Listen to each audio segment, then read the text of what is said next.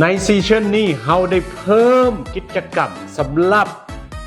ผู้เต้นผู้ที่มักเต้นแต่ห้องเพลงบ่เป็นครั้งนี้คือท่านมีส่วนร่วมคือกิจกรรมเต้นมีอะไรได้ท่านโทนี่มีฟันดี้แดนซ์กับซูเปอร์แดนซ์ฟันดี้แดนซ์สำหรับการเต้นที่ว่าเอามันอย่างเดียวเนาะบ่ให้กาย30 วิ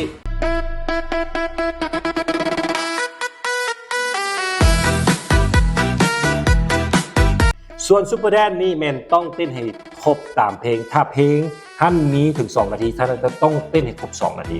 และก็มีท่ากำหนดอย่างต่ำต้อง5ท่าสำหรับซุปเปอร์แดนซ์5 ท่าต้องเป็นติ่มท่าเด้อบ่แม่นเอาท่า1หันมีแต่2 สเต็ปบ่เอา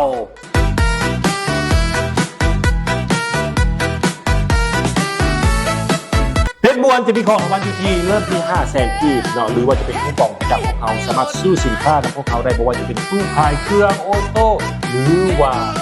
ซื้อทางอีคอมเมิร์ซของพวกเขาก็ได้หรือว่าได้เงินสดกันเลย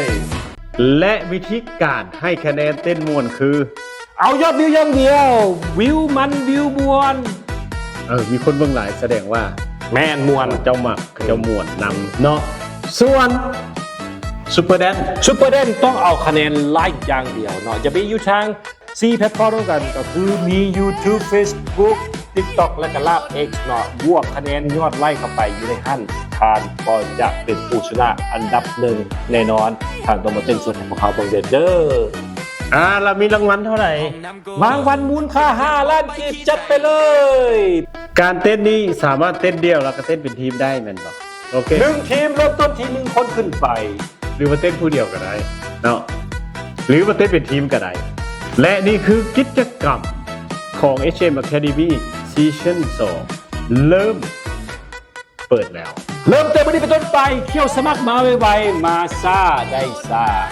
สอบถามข้อมูลได้ที่9783399 9783399 9783399และอัปโหลดคลิปวิดีโอของท่านทางแอป